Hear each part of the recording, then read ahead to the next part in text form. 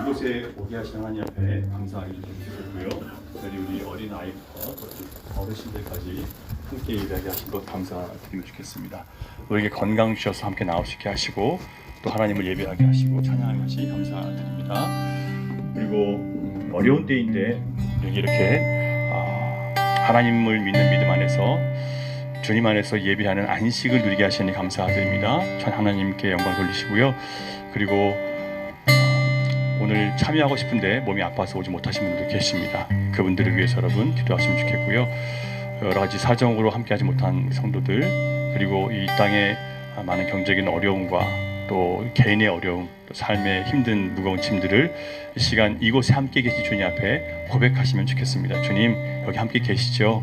여기 계신 주님께서 우리 기도를 들으시고 우리 마음을 살피시고 이 시간 하나님 주시는 말씀의 위로가 각 사람에게 임할 수 있도록 해주십시오라고 기도하면 좋겠고요. 그리고 오늘 와서 섬기시는 많은 분들이 그 사랑의 섬김을 통해서 내가 행복하다는 것을 고백할 수 있는, 서로의 섬김과 사랑을 고백하고 감사할 수 있는 그런 날 되게 달라고 기도하시면 좋겠습니다. 또 이 땅에 오늘 드려지는 모든 이 땅의 예배들 가운데 함께 해달라고 여러분 기도하시면 좋겠고요. 우리 오늘 이곳에서 드려지는 모든 시간들이 하나님께서 함께 하시는 시간 되게 하셔서 아무도 다치지 않고 또 마음 상하지 않고 건강한 목소리로 잘 끝까지 마무리할 수 있게 해달라고 여러분 기도해 주시면 좋겠습니다. 우리 같이 기도하겠습니다. 아버지 하나님 감사합니다. 우리를 이곳에 불러주시고 함께 예배할 수 있는 은혜 주셔서 감사드립니다. 우리 사랑하는 어린 아이들부터 우리 노인들의 이르기까지 함께 주님의 말씀을 듣고 찬양하며 기도하며 경배해 드리오니 우리를 붙잡아 주시옵소서. 이 시간 함께 마음을 다해 기도하는 모든 하나님의 백성들 주님 붙잡아 주시고 힘 주시고 역사해 주셔서 아버지께서 주신 그 놀라운 은혜의 길을 걸어가는데 부족함이 없는 저희 모두가 되게 해 주시옵소서. 주님, 오늘 예배하는 가운데 하나님의 음성을 듣게 하시고 주님의 위로를 듣게 하시며 주님 함께 하시는 은혜를 경험할 수 있는 귀한 날 되게 해 주시옵소서. 이 시간 하나님께서 영광 받아 주시옵소서. 어려운 상황 가운데 와서 주님 힘들게 아버지 하나님 예배드리는 사람도 있습니다. 아버지 하나님 삶의 문제가 너무 벅차고 어려워서 주님 정말 마음이 괴롭지만 주님 앞에 나와 예배하는 성도들이 있습니다. 아버지 몸이 편치 않지만 주님 예배하기 위해 자리에 나오신 분들이 계십니다.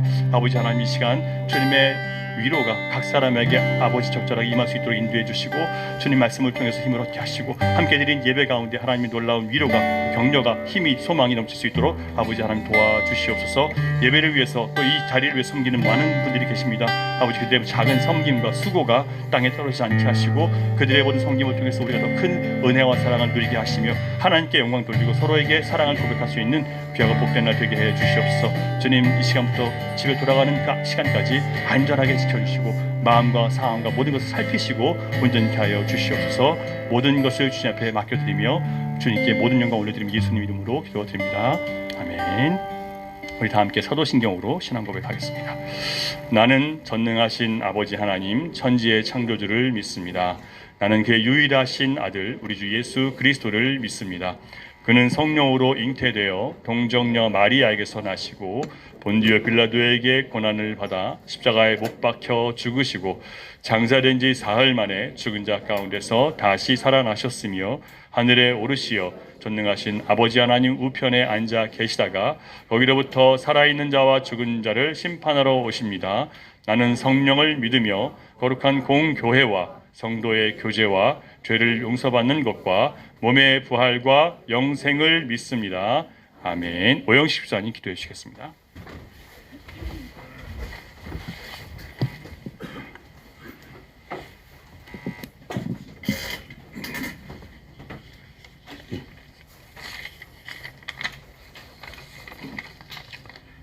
기도하겠습니다. 높은 보좌 위에서 낮고 낮은 우리네 생사화복을 머리끝에서 발끝까지 주관하시는 주님, 주님의 크신 은혜와 사랑에 감사드립니다. 오늘 이렇게 좋은 장소를 허락하여 주셔서 온 교우들이 한자리에 모여 주님의 선물로 주신 대자연 속에서 예배드리게 하시고 성도의 교제를 나누게 하심을 감사드립니다.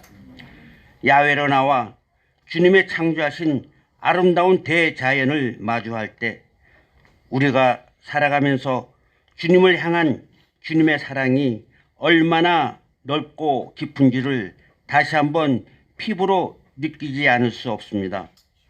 이 시간 야외로 한자리에 모여 친밀한 성도의 교제를 나누는 데만 마음을 쏟을 것이 아니라 주님의 창조하신 이 아름다운 자연을 보며 주님의 사랑과 정성이 얼마나 크고 놀라운 것인지를 마음속 깊숙이 새겨보는 시간이 되게 하여 주옵소서. 또한 언제나 주님의 성우를 찬양할 수 있는 입술이 되게 하여 주옵소서. 이 복되고 아름다운 자리에 함께하지 못한 성도들이 있습니다. 지금 어디서 무엇을 하든지 주님께서 함께하시는 복된 자리가 되게 하시고 그들이 행위 가운데 주님께서 기뻐하시는 모습들이 넘쳐나게 하옵소서. 특별히 이번 야외 예배를 준비하기 위하여 수고하신 분들이 있습니다. 주님께서 그 손길과 그 가정 위에 더 큰 복으로 축복하여 주시고 함께 하시고 위로해 주시기를 원합니다. 말씀을 전하여 주실 목사님도 성령의 능력으로 붙들어 주셔서 주님께서 창조하신 자연과 더불어 전해지는 말씀이 꿀보다 더 달콤한 말씀이 되게 하여 주시옵소서. 주님의 강하신 위로가 우리 목사님 가정에 주님이 함께 하시고 강한 손으로 목사님과 사모님 그 가족을 붙들어 주시옵소서. 진행을 맡아 수고하신 교우에게도 함께 하시고 은혜를 더하셔서 마치는 시간까지 유정의 미를 거둘 수 있도록 도와주시옵소서. 오늘 순서를 다 마치고 돌아가는 교통편에서도 함께 하셔서 오고 가는 그 길을 보호해 주시기를 원하오며 다음 우리 다시 만나는 시간까지 주님의 축복과 관심과 함께 동행하여 주시기를 기도하고 원합니다. 우리를 죄에서 구원하여 주신 예수님 이름으로 기도합니다. 아멘.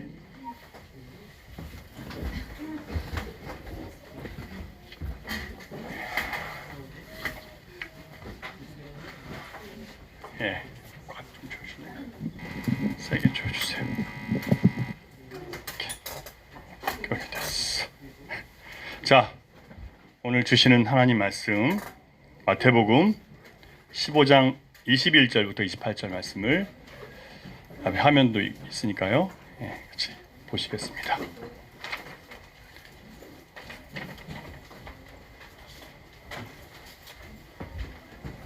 보이세요? 교독하겠습니다.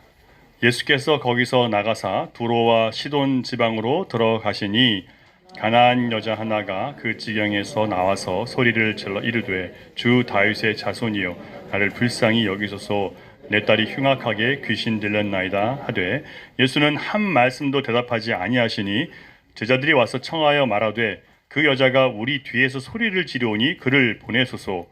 예수께서 대답하여 이르시되 나는 이스라엘 집에 잃어버린 양 외에는 다른 데로 보내심을 받지 아니하였나라 하시니 여자가 와서 예수께 절하며 이르되 주여 저를 도우소서.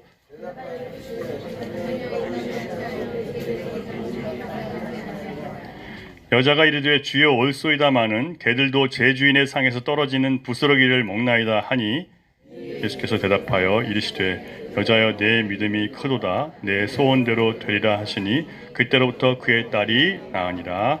아멘. 아직 밥을 안 먹는데 돌아다니는 개가 한 마리가 있네요. 예. 세상에는 줘도 안 먹는 사람이 있고 또 안 줘도 찾아 먹는 사람이 있습니다. 자, 여러분은 어떤 스타일이세요? 줘도 안 먹습니까? 아니면 안 줘도 찾아 먹는 스타일이십니까? 찾아 먹어요? 예, 아주 좋은 거예요.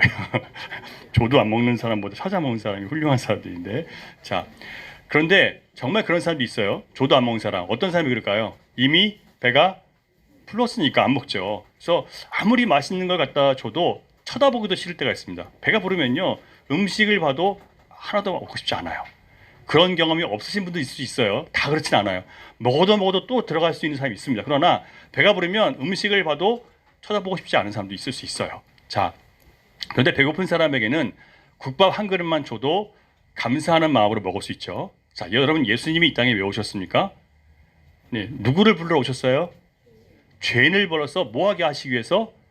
회개하게 하기 위해서 오셨어요. 그러니까 회개라는 것은 말이 좀 어렵지만 쉽게 말하면 하나님 없이 내 혼자의 힘으로 내 능력으로 살아보려고 애쓰다가 지치고 상하고 병들고 마음이 허무해지고 아주 낙심이 심하게 온 사람들에게 이제 네가 할 수 있는 거 다 해봤으니까 살아계신 하나님 아버지께 돌아와서 고침받고 치료받고 쉬라는 거예요. 이게 회개입니다. 이해되시죠? 그러니까 우리의 힘으로 살아봤는데 안 되는 한계에 부딪히거나 내가 최선을 다했지만 이것으로 인해서 어떤 만족도 얻지 못하고 끝까지 가봤는데 전혀 행복하지 않아요. 그러면 그 길은 아니라는 얘기죠. 그죠? 아닌 거예요. 아니면 어떻게 될까요? 돌아서야죠. 어디로 돌아서야 될까요? 하나님께로 돌아서야 되는 거예요. 왜? 하나님께서 우리의 참 아버지시니까. 정말 우리를 사랑하시고 우리를 지으신 분이시니까 그 아버지 하나님께 돌아오는 것이 회개입니다. 회개 어렵나요? 어렵지 않아요. 여러분 해보세요. 저도 해봤어요. 해봤더니 아닌 걸 알겠더라고요. 아닌 걸 아니까 내가 누구에게 돌아와야 돼요? 하나님께 돌아와야 되는 거예요.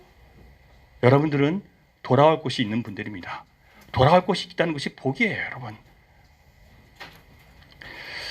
그런데 요한복음 1장을 보면 예수님께서 이 땅에 오셨는데 자기 백성들이, 유대인과 이스라엘 백성들이 예수님을 메시아로 받아들였습니까? 안 받아들였습니까? 안 받아들이죠. 왜 그랬을까요? 이미 배가 불렀으니까 안 받아들이는 거예요. 왜 배가 불렀을까요? 자, 오늘 본문을 보면 본문 1절부터 보시면 그런 설명이 좀 나오는데 예수님은 오늘 15장 21절 보시면 거기서 나가서 21절 보세요. 예수께서 거기서 나가사라고 했어요. 거기가 어디냐? 여기서 갈릴리를 얘기하거든요. 자, 거기가 어디냐면 갈릴리 호숫가 주변에 있는 마을들이에요. 갈릴리는 이방인들과 이스라엘 사람들이 섞여 사는 지역인데 주로 물고기를 잡는 어부들이 힘든 일을 하면서도 가난하게 살고 있는 그런 곳이에요. 그래서 유대인들은 보통 그 사람들을 천한 사람, 가난한 사람, 별로 쓸모없는 사람이라고 그렇게 생각하고 있었어요. 예수님께서는 그 땅에서 복음을 전하고 계셨어요. 왜냐하면 예루살렘에 가서 복음을 전하는데 사람들이 예수님을 싫어하는 거예요. 왜 싫어하냐면 우리는 이미 율법을 지키고 있고 하나님 백성이라고 아브라함의 자손이기 때문에 우리는 구원자가 필요 없다는 겁니다. 우리의 죄를 구원하실 분은 필요 없다는 거예요. 우리는 이미 죄를 다 용서받고 산다는 거예요. 내 힘으로. 그러니까 주님이, 나를 구원할 주님이 필요 없다는 거죠. 나는 이 땅에서 밥 먹고 사는데 걱정이 없으니까. 나는 이 땅에서 내가 죽을 때까지 살 거 다 벌어놨으니까. 그리고 나는 크게 나쁜 짓 한 거 없으니까 나는 괜찮다라고 생각하는 거예요. 그런데 그 안에서 내가 지금 뭘 의지하고 살아갑니까? 내가 의지하는 것은 결국은 사라질 수 있는 것들이에요. 그런 사람들이 만약에 하나님 백성이라면 그런 것들이 사라지는 경험을 해야 돼요. 내가 의지하고 바라고 좋아하고 기대했던 것들을 잃어버리는 경험을 하게 돼요. 그 순간 뭘 깨달아야 돼요? 나는 하나님께 돌아가야 되는구나. 내가 하나님께 속한 자구나. 이것을 깨닫는 사람들이 바로 하나님의 택한 바른 사람들이에요. 잘 나가서 하나님 믿는 게 아니에요, 여러분. 세상에서 성공해서 하나님 믿는 게 아니에요. 오히려 실패하고 절망하고 막막하고 무너진 사람들이 진짜 주님을 영접하게 되는 거예요. 그래서 주님은 때로 우리에게 질병도 허락하시고 때로는 가난도 허락하시고 힘든 문제도 허락하셔서 우리로 하여금 진짜 주님을 만나게 하시는 거죠. 그런데 여러분, 예수님이 갈릴리에 계시는 동안 예루살렘에서 사람들이 쫓아내려와요. 누가 오냐면 바리새인과 서기관들이라는 사람들이 쫓아옵니다. 찾아와서 뭘 하냐면 제자들과 예수님이 혹시 율법이나 그들이 알고 있는 전통과 다른 말을 하거나 행동을 하면 딱 집어서 그러니까 예수님과 제자들을 잡아 가두기 위해서, 재판을 걸고 잡아 가두기 위해서 지켜보고 있는 거예요. 그러니까 당시에 서기관들은 율법을 연구하는 학자들이고, 그리고 그 율법대로 성도들이 잘 살 수 있도록 가르치고 또 판단하는 그런 사람이에요. 그러니까 재판관 같은 사람이죠. 그런데 이런 사람들이 오히려 뭘 하고 있냐면 덫을 만들어 놓는 거예요. 덫이 뭔지 보여드릴까요? 되게 엉성해 보이죠? 이게 새를 잡는 덫인데 저 위에 나무가 있고 뒤에 막대기 보이세요? 조그만 막대기 서 있는 거? 저거를 새가 이 안에다가 새가 좋아하는 그 곡식이나 이 모이를 올려놓고 뒤에 줄을 잡아당기면 새가 들어와서 잡아당기면 덮어버리는 거예요. 그러면 새가 꼼짝 못하게 되죠. 별로 안 그래 보이죠. 그런데 그런 거예요. 그러니까 서기관들이 뭘 하고 있냐면 죄를 짓는지 안 짓는지 지켜보고 있다가 죄를 지면 바로 잡아다가 가두는 사람이에요. 그러니까 나쁜 경찰이죠. 함정을 파놓고 빠지면 무조건 잡아 가두는 거예요. 그러니까 서기관들은 가르쳐서 죄에 빠지지 않게 도와주는 사람인데 죄에 빠지도록 만들고 있었던 거죠. 바리새인들은 경건하다고 하는 사람들이에요. 율법을 잘 지켜서 법을 잘 지키는 경건한 사람이라고 스스로 자부하고 사람을 칭찬합니다. 그런데요, 그들은 자기들이 법을 잘 지키는 것 같고 잘 지키지 않은 사람들 바라보면서 너는 왜 그 모양이냐, 왜 안 지키냐라고 맨날 고발하는 거예요. 정죄하는 겁니다. 정죄가 뭔지 아세요? 너는 죄인이야. 넌 이래서 넌 틀렸어. 너는 이래서 아니야. 비판하는 거예요. 바리새인들은요, 경건한 모습으로 사람들에게 벌을 보여야 되는 사람들인데 사람들을 지적하고 다니는 겁니다. 넌 이거 틀렸어. 넌 이거 잘못했어. 이런 것 때문에 많은 사람들이 상처받는 거죠. 그래서 이 바리새인과 서기관들이 있는 곳에는 죄인들이 많아요. 왜 그럴까요? 죄를 져서 죄인이 아니라 이 사람들이 하도 다 죄인이라고 하니까 죄인이 돼버리는 거예요. 죄로부터 예수님은 뭐하러 오셨다고요? 죄로부터 구원하시기 위해서 오셨어요. 그런데 이 사람들은 뭐하고 있어요? 하나님을 믿는 사람인데 죄를 계속해서 더 만들어가는 사람인 거예요. 여러분, 예수님이 왜 오셨습니까? 우리의 죄를 해결하기 위해서 오셨어요. 우리가 엄청난 죄인이라는 것을 깨닫게 하시고 그 무너진 자리에서 내가 이렇게 죄인이라는 걸 깨닫은 다음에 하나님, 나는 주님 앞에 돌아갈 수밖에 없네요. 열심히 살아봤습니다. 그런데 기쁘지 않아요. 하나님, 내가 왜 이런 거죠? 나의 최선이 왜 나에게 행복을 주지 못하죠? 한계에 부딪혔어요. 그때 하나님 말씀하시죠. 넌 내 거야. 내 거기 때문에 여기서 행복할 수 없는 거야. 나 안에서, 내 안에서 행복할 수 있는 거야. 이게 복음이고 예수님이 오셔서 하신 일들이에요. 사랑하는 여러분, 그런데 하필 제자들이요, 바리새인과 서기관들이 보고 있는데 손을 씻지 않고 빵을 먹었어요. 자, 딱 보자마자 예수님 앞에 와서 따집니다. 아니, 왜 당신의 제자들은 빵을 먹는데 손을 씻지 않고 떡을 먹습니까? 여기서 성경에 떡이라고 나왔는데 왜, 사실 빵이겠죠, 왜 손을 씻지 않고 먹습니까? 그러면서 당신은 잘못했다. 이거 정결 예식을 어겼다. 정결 예법을 어겼다라고 얘기합니다.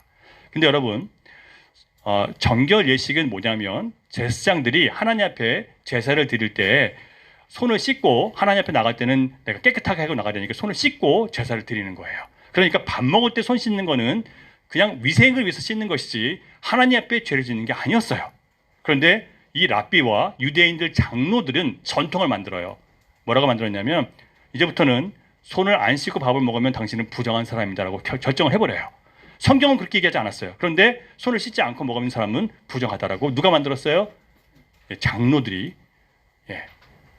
우리 장로님들 말고요. 여기 성경에 나오는 장로들이 만든 거예요. 그래서 그것 때문에 걸려서 뭐가 돼요? 제자들이 책망을 받게 되는 겁니다. 예수님은요, 먹는 것이 우리를 더럽게 하는 게 아니라 우리에서 입에서 나오는 게 더럽다라고 말씀하십니다. 여러분, 먹는 거는 어떻게 돼요? 소화되거나 또 해결돼서 아팠다가 다 밑으로 다 나오죠. 더러운 것은. 근데 우리 입에서 뭐가 나와요? 미움의 말이 나오고 욕이 나오고 뭐 짜증이 나오고 화가 나는 걸, 이런 말들을 표현하고 그런 것이 우리 안에서 뭐가 나오는 거예요? 더러운 게 나온다는 얘기예요. 정말 더러운 것은 사람을 사랑하고 돌보고 아끼고 올바른 길로 이끌어야 되는데 너희들은 그렇게 하지 않고 있지 않냐? 너희들은 그들을 정죄하고 나쁘다고 욕하고 비난하고 있지 않냐? 너희들 그거 잘못하고 있다라고 예수님이 말씀하시면서 너희는 입술로만 하나님을 공경하되 마음으로는 하나님을 생각하지도 않는다라고 말씀하시는 거예요. 예수님이 그렇게 말씀하십니다. 그런데 여러분, 이 바리새인과 서기관들 예수님 말씀 들었을까, 안 들었을까요? 안 들어요. 왜냐하면 우리는 이미 의로운 거예요. 이미 우리는 율법을 잘 지키고 있기 때문에, 성경을 많이 알고 있기 때문에, 기도를 많이 하고 있기 때문에, 우리는 헌금을 잘하고 있기 때문에, 우리는 금식을 하고 있기 때문에, 우리는 사람들 돕고 있기 때문에 우리는 이미 선하다는 겁니다. 그래서 예수님께서 오셔서 죄인들을 구원하러 오셨다고 하는데 나는 죄인이 아니니까 예수님을 믿을 필요가 있어요, 없어요? 안 믿는 거예요. 자기들의 한계가 무엇인지를 모르는 거죠. 결국 예수님은 거기서 떠나셨어요. 여기서 떠났다는 의미는 그냥 떠난 게 아니고요. 헬라어를 보면 피하다, 물러나다, 분리되다라는 뜻이 있어요. 아주 그냥 지겨워서 떠났다는 얘기예요. 더 이상 말도 안 통하고 너무 답답해서 여기 있어서는 주님이 견딜 수가 없어서 나오신 거예요. 그래서 어디로 가셨냐면 두로와 시돈이라고 하는 이방인의 땅으로 가셨어요. 자기 땅에서 있을 수가 없어요. 왜? 하도 못 알아먹으니까 답답해서 주님이 이방 땅으로 가신 거예요. 그런데 놀랍게도 이방 땅에서 그 예수님의 은혜가 필요한 사람이 나타난 거죠. 그 여인이 바로 오늘 우리가 본 이 가나안 여인이에요. 도로와 시돈 지역 땅은 완전히 이방 땅이에요. 갈릴리는 이방인과 이스라엘 사람들과 유대인들이 섞여 있어서 그래서 이스라엘 사람들이 많은 곳이었고 또 예배도 드리는 곳이었어요. 그런데 이 도로와 시돈 땅은요 아예 예배드리지 않는 곳입니다. 우상에게 제사를 드리는 그런 땅이에요. 근데 한 가나안 여인이 예수님을 찾아와서 소리 질러요. 살려주세요. 살려주세요. 귀신들이 내 딸을 좀 살려주세요라고 애원하고 있어요. 근데 예수님은 그 여인에게 아무 대답도 반응도 보이지 않으세요. 냉정하게 못 들은 척하고 계시는 거예요. 여러분 예수님 그런 분이신가요? 아니잖아요. 여기서 주목할 것이 있는데요. 이 여인이 부르짖는 소리 가운데 22절을 보면 놀랍게도 이 여인은 예수님을 알고 있었어요. 예수님이 어떤 분인지 알고 있네요. 볼까요 한번? 22절 같이 읽을게요. 시작. 가나안 여자 하나가 그 지경에서 나와서 소리질러 이르되 주 다윗의 자손이요 나를 불쌍히 여기소서 내 딸이 흉악하게 귀신 들렸다이다 하되. 자, 뭘 알고 있어요? 예수님이 주이시고 그 다음에 뭐예요? 여기서 주라는 것은 꼭 나의 예수님이란 그런 의미가 아니라 그러니까 보통 자기가 이제 비천하다고 생각하는 사람이 높은 사람을 얘기할 때 주라고 해요. 그러니까 꼭 예수님을 주님이라고 봤다는 의미는 아니에요. 그러나 높였다는 얘기죠. 그런데 그 다음 게 중요해요. 뭐라고 했어요? 다윗의 자손이요. 다윗의 자손이라는 게 무슨 의미인지 아세요? 이스라엘 백성들에게 하나님이 약속하신 게 뭐냐면 너희는 이스라엘 백성들이 죄를 하도 많이 져가지고 하나님을 거역하고 자기 마음대로 살아요. 하나님보다 세상을 더 좋아했어요. 하나님의 뜻보다 내 뜻을 이루는 게 더 좋았어요. 하나님 기뻐하시는 일보다 내가 기뻐하는 일이 더 좋아요. 이게 다 죄거든요. 그래서 하나님은 결국 그들이 좋아하는 대로 내버려 뒀어요. 그래서 결국 그 죄로 인해서 이방의 왕들이 찾아와서 이 이스라엘을 막 흔들어 놓고 결국은 이스라엘이 포로로 끌려가고 흩어지고 남유대도 마찬가지예요. 다 사라졌어요. 나라들이요.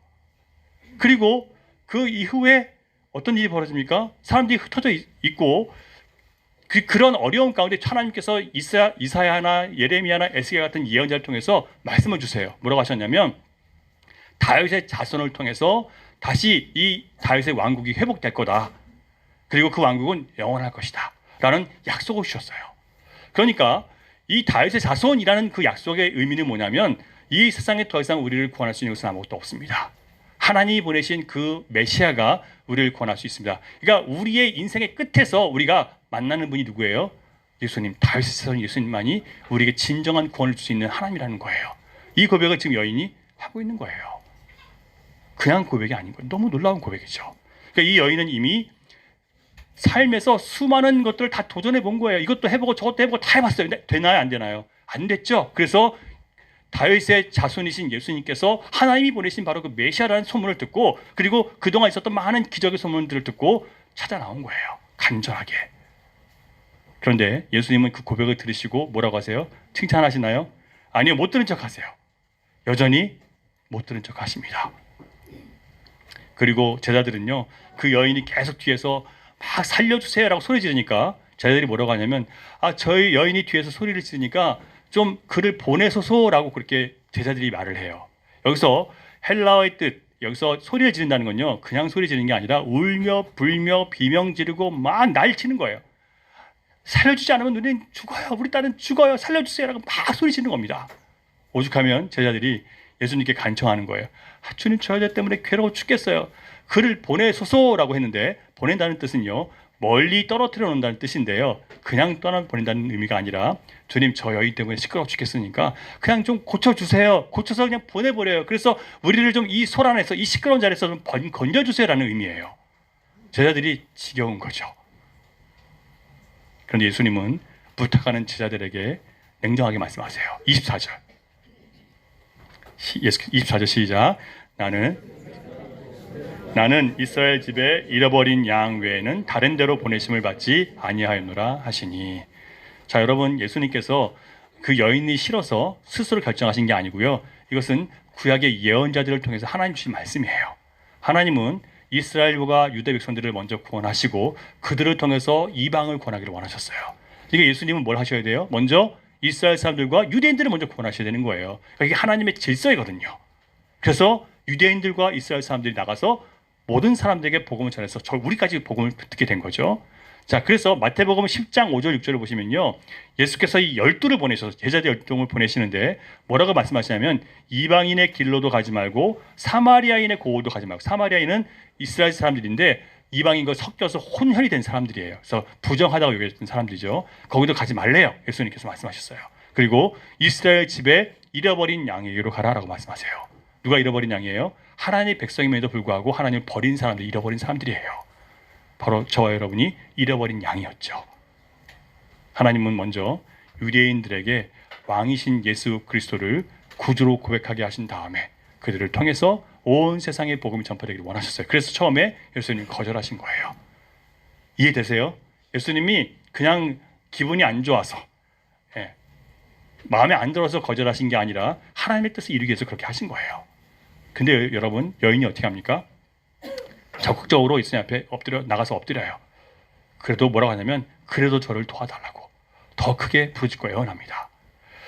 여전히 예수님 태도는 변하지 않았어요. 26절을 보면 상처받을 정도로 심하게 아픈 말을 하세요. 26절 시작. 대답하여 이르시되 자녀의 떡을 취하여 개들에게 던짐이 마땅하지 아니하니라. 어쩜 이런 말씀을 하세요, 그죠? 개들한테, 자녀의 떡을 개들한테 줄 수 없다. 여러분,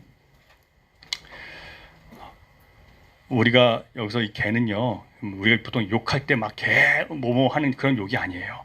집에서 키우는, 지금 여기서 돌아다니고 있는 강아지 같은 개인데요. 그러니까 애완용 개죠. 그러니까 예뻐하는 강아지예요. 그런데 자녀의 떡을, 자녀의 밥을 주면서 주지 않고 개부터 먼저 먹이고 밥을 아기를 먹이나요? 조영기 사님, 개부터 밥을 먹이나요? 아니면 엘라부터 밥을 먹이나요? 같이 먹여요? 그건 곤란한데. 그러니까 먼저 주인을 먹인 다음에 그 다음에 이제 자녀를 먹이는 게 순서를 잘 하셔야 돼요. 그러니까 지금 성경이 적용이 안 되잖아요, 지금. 그러니까 자녀의 떡을 먼저 먹인 다음에 그 다음에 남은 것 갖고 이제 강아지를 먹이는 거예요. 그 당시에 그랬죠. 뭐 옛날에 다 그랬잖아요. 지금은 좀 상황이 달라졌지만. 그런데 예수님께서 그 말씀하시면서 하신 이유가 뭐냐면, 자녀는 누구예요? 이스라엘 백성들이죠. 유대인들이에요. 지금 주님은 유대인들에게 복음을 전하러 오신 거예요. 그래서 개는 왜 개라고 하셨냐면 그 당시에 유대인들은 이방인들을 뭐로 봤어요? 개로 봤어요, 개. 왜냐하면 그들은 혼잡한 사람들이기 때문에 그래요. 왜 혼잡해요?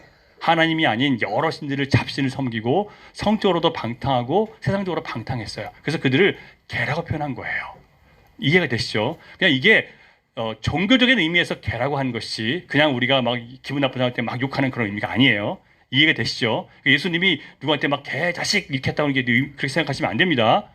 종교적인 의미예요. 예. 안도 지사님 이해되셨어요? 예. 자, 그런데 여러분, 이 정도 되면 정말 더럽고 치사해서 여러분 안 하고 싶지 않아요?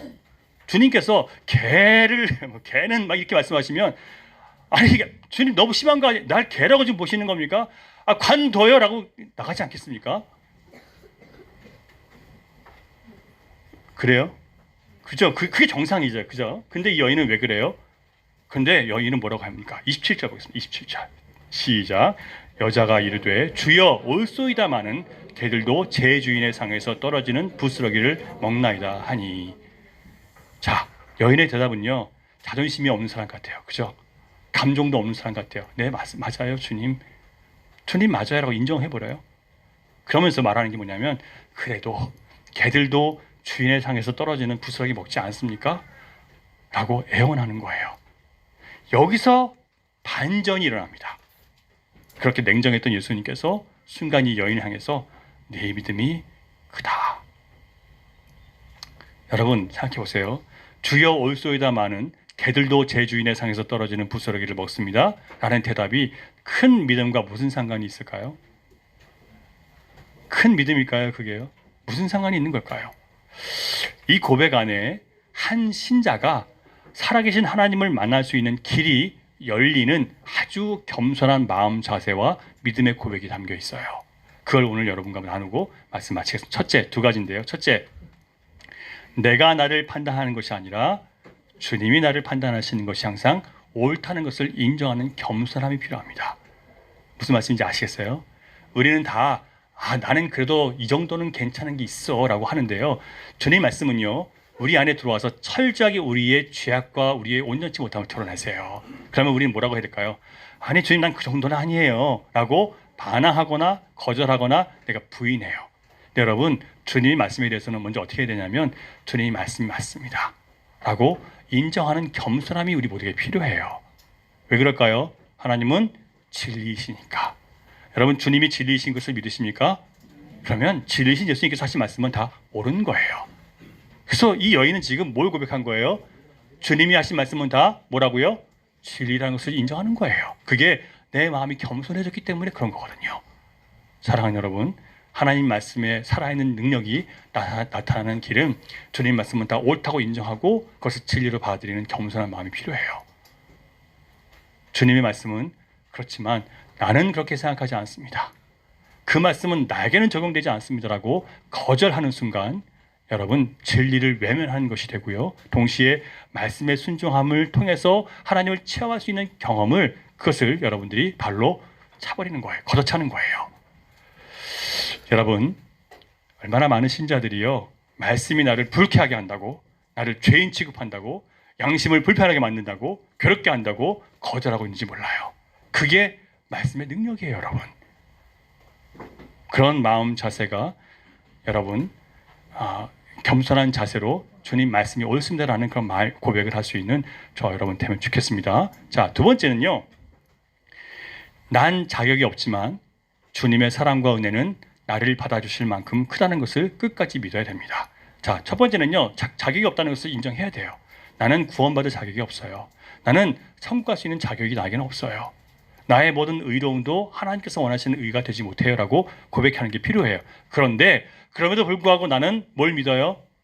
자격 없는 사람에게도 사랑과 은혜가 풍성하신 주님은 얼마든지 부어줄 수 있는 사랑과 은혜가 있다는 것을 믿는 거예요.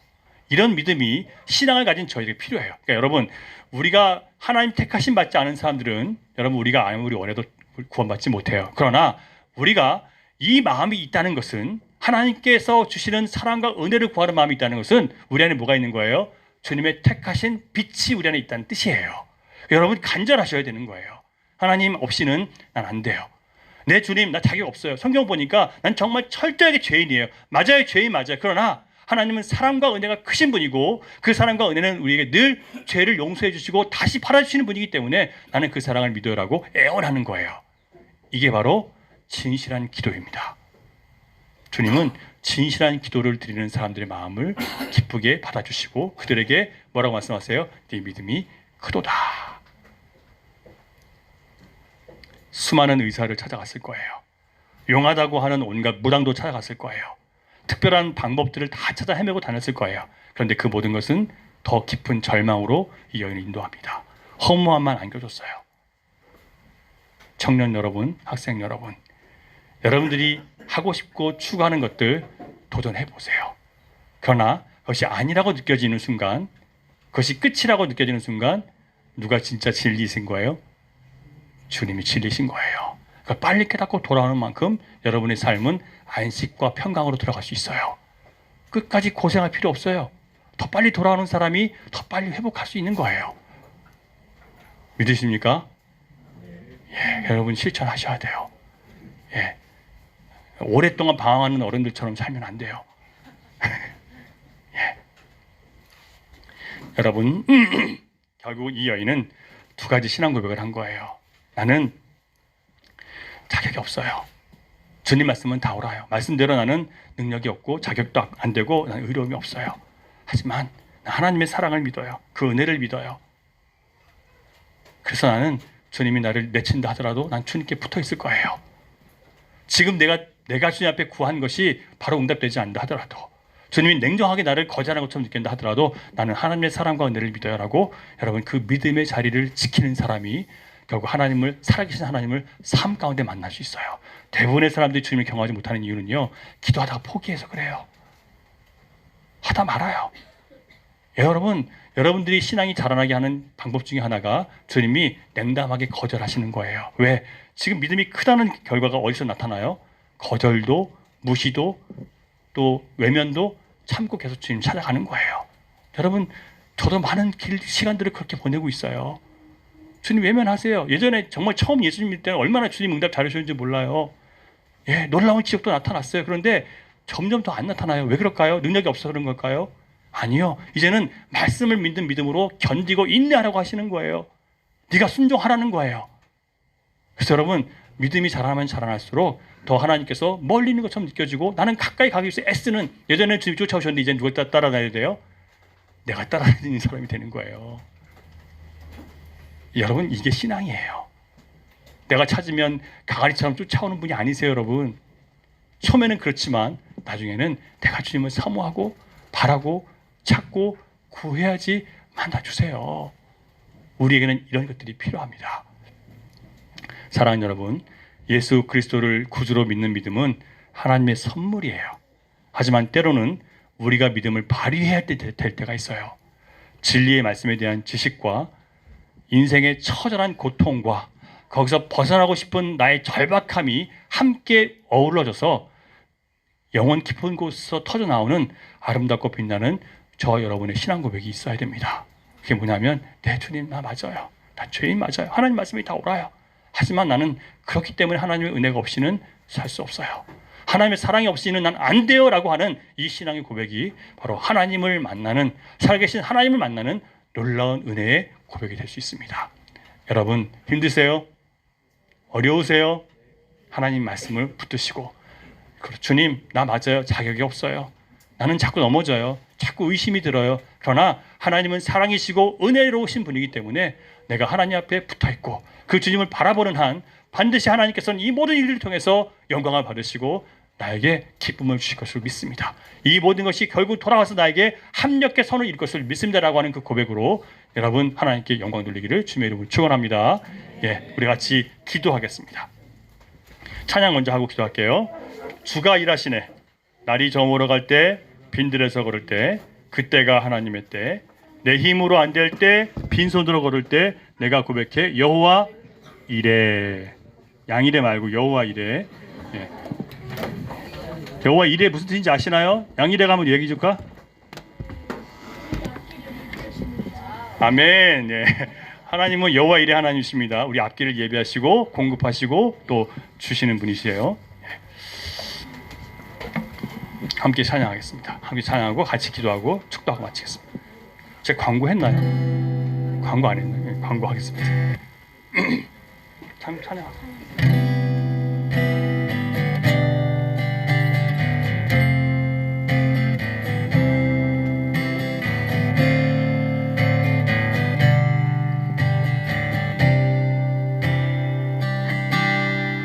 날이 저물어 갈 때, 빈들에서 걸을 때, 그때가 하나님의 때. 내 힘으로 안 될 때, 빈손으로 걸을 때, 내가 고백해 여호와 이래. 주가 일하시네. 주가 일하시네. 주가 일하시네. 주께 아끼지 않는 자에게 주가 일하시네. 주가 일하시네. 신뢰하며 걷는 자에게. 우리 모인 이곳에 주님 함께 계시네. 우리 모인 이곳에 주님 함께 계시네. 누리네 아버지 은혜. 적은 떡과 물고기 내 모든 걸 드릴 때 모두 고백해 여호와 이래. 주가 일하시네. 주가 일하시네. 주가 일하시네. 주께 아끼지 않는 자에게 주가 일하시네. 주가 일하시네.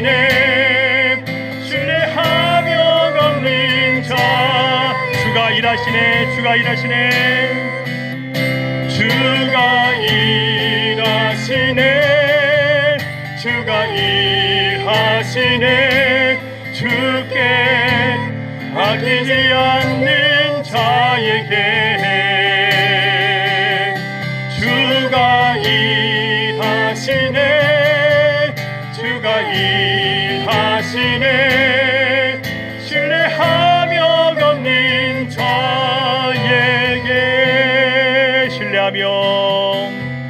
신뢰하며 걷는 자에게. 계속 반주해 주시고 우리 같이 잠깐 기도하겠습니다. 기도하실 때요, 자격 없는 나를 위해서 지금도 일하시는 아버지 하나님, 죄로 인해 죽어야 할 나와 영원한 죽음 사이를 막으시고 하나님께 나아갈 길이 없었던 우리를 위해서 하나님께 나아갈 수 있는 영원한 다리가 되어주신 예수님께 감사와 찬양을 올려드립니다.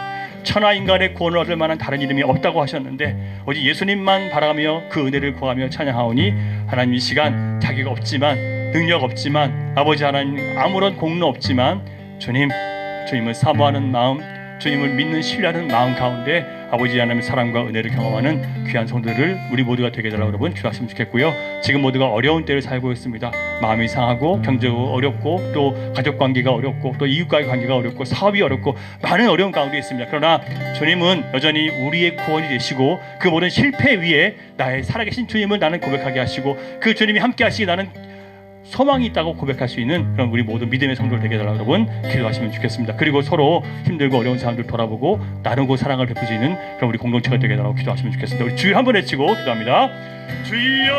주여! 아버지 하나님 감사합니다.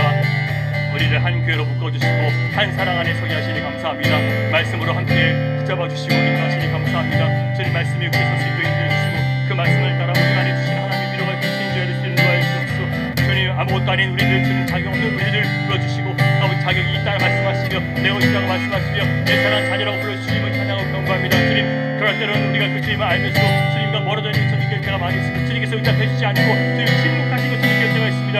그렇지, 주님 우리 주님 여전히 살아계시고 응답하시는 주님을 믿습니다. 우리가 주님을 신뢰하고 바라볼 때 하나님 함께 하시고 그 능력을 바라보게 하시고 아버지 끝까지 믿음으로 인내함으로 살이 주님을 경험하시는 성도를 될 수 있도록 인도하여 주시옵소서. 아버지 하나님 무너진 모든 분들이 켜주시고 썰리가 눈이 켜주시옵소서. 상처가 눈이 켜주시옵소서. 지쳐있는 영혼들을 붙잡아 주시고 주 안에서 힘을 얻고 힘을 얻는 시간 될 수 있도록 아버지 하나님 역사하시고 함께하여 주시옵소서. 오 주님 찬양합니다. 나는 자격 없습니다. 그러나 주님 은혜와 사랑은 여전히 우리를 향해 있기에 그 사랑과 은혜를 믿고 주 앞에 나아가오니 우리 큰 은혜 더하여 주시옵소서. 하나님 감사합니다. 우리에게 이 복된 날 허락해 하시고 함께 찬양하게 하시고 함께 사랑하는 사람들과 만나서 교제하며 또 말씀을 듣게 하시니 감사드립니다. 하나님, 우리는 자격이 없습니다. 우리 뜻대로, 우리 마음대로, 우리 계획대로, 내 마음대로 죄를 범하며 살아왔습니다. 그러나 주님, 자격 없는 우리들을 또 교회로 불러주시고 자격이 없다는 것을 인정하는 그 마음을 갖게 하시고 그럼에도 불구하고 주님이 사랑이시기 때문에, 주님이 은혜로운 분이시기 때문에, 주님이 하나님이시기 때문에, 주님밖에 의지할 곳이 없기 때문에 주님을 의지하고 기도하오니 아버지 하나님, 이 시간 주님을 의지하는 모든 성도들의 마음을 붙잡아 주시고 그 믿음이 더욱더 성장해 나가는 귀한 기회가 될 수 있도록 아버지 하나님 역사해 주시옵소서. 고난과 역경과 힘든 일들이 하나님 말씀과 결합될 때 성령 안에서 아름다운 신앙 고백이 될 수 있음을 믿사오니 그런 경험들이 우리 모두에게 일어날 수 있도록 성령 역사해 주시옵소서. 마음을 다해 하나님께 예물을 그 위에 올려드린 주님의 종들을 축복해 주시고 이 물질이 쓰이고 닿는 것마다 하나님 나라가 임하게 하시고 주님 병든 자들에게 위로가 되게 하시며 또한 선교지에서 많은 영혼들을 구원하는데 교회를 세우는 데 쓰임받을 수 있도록 하나님 사용해 주시옵소서. 이제는 우리 주 예수 그리스도의 크신 은혜와 아버지 하나님의 극진하신 사랑과 성령님의 감화감동 교통 역사 위로 인도하심이 때론 주님이 너무나 냉정하게 느껴지고 주님 때문에 상처를 입는 때가 있지만 그러나 그 모든 상황들을 통해서 참된 주님을 우리가 고백하게 하고 주님 자격 없는 나에게도 여전히 더 큰 은혜를 베풀어 주시는 그 사랑을 베풀어 주시는 주님을 만나게 하려는 거룩한 섭리가 있음을 믿고 인내하며 또 신뢰하며 기다리기로 다짐하는 사랑하는 모든 주님의 자녀들의 머리와 그들의 가정과 일터와 미래 가운데 흩어져 있는 열방의 교회와 선교지 가운데 이제로부터 영원토록 함께 하시기를 간절히 축원하옵나이다. 아멘. 예, 광고 말씀 좀 드리겠습니다. 예, 오늘 부활 후 세 번째 주일이고요. 부활의 능력과 소망을 여러분 계속 기대하며 살면 좋겠습니다. 여기 앞뒤자고 계신 분들에게 인사하겠습니다. 부활의 능력과 소망을 품고 삽시다. 시작. 부활의 능력과 소망을 품고 삽시다. 아멘. 예, 힘을 내시기 바랍니다. 다음 주일에는요, 23년 관계전도 행사를 시작하는 그런 선포식이 있는 주일입니다. 여러분 올 것이 왔습니다. 부활의 기쁨을 우리가 받았으면 전해야 되거든요. 그래서 또 다시 한번 내 주변에 있는 사람들, 여러분 다음 주에 오셔서 함께 기도하면서 한 주간 동안 기도하면서 여러분의 마음을 주시는 감동을 따라서 여러분에게 주시는 어떤 영혼 구원의 대상자나 또 교회를 떠나서 오랫동안 다시 오지 않는 분들을 위해서 기도하며 초대하는 그런 마음을 좀 갖고 이제 23년 관계전도를 선포하는 그런 식을 좀 이루려고 합니다. 그래서 5월 6월 달 동안 하고요. 7월 첫째 주에 맥주 감사 주일날 함께 초대 주일을 해서 함께 이제 관계전도 행사를 마무리하게 됩니다. 이런 시간들을 통해서 여러분 영혼 구원이 필요한 사람들, 또 이 길을 잃어버린 사람들, 또 마음이 상한 자들을 다시 한번 주님의 교회로 모으는 그런 시간이 되면 좋겠습니다. 다음 주일 주일 점심식사 후에 부서위원장, 팀장 회의가 있고요. 당회원, 안수집사님들, 권사회장 및 각 부서 팀장들 함께 하시면 좋겠습니다. 오늘 일정 말씀드릴게요. 아침에 오신 거 여기까지 하셨고 휴식 후에 점심식사 다음에 잠깐 쉬시고요. 지금 밖에 비 와요? 안 와요? 예, 그래서 활동을 밖에서 할 수 있으면 하고 안 되면 저쪽에 강당에 가서 해도 되니까요. 좀 한 1시 반부터 프로그램을 하면 되겠죠. 그래서 좀 한 만큼 하다가 한 4시 30분 정도 되면 마무리하고 집으로 돌아가도록 하겠습니다. 예, 돌로스 선교회 온천여행과 1구역 수련회는요, 지금 요 상황 때 못 가실 분들이 많이 계셔서 조금 더 연기했다가 많은 분들이 가실 때 다시 가기로 그렇게 결정을 했습니다. 다시 한번 계획한 다음에 알려드리겠습니다. 주중 예배 참여 여러분 많이 해주시기 바라고요. 수요 예배 금요 찬양기도회, 특별히 금요 찬양기도에 나오셔서 찬양도 많이 하시고 기도하시고 말씀 듣는 그런 시간 가지시기 바랍니다.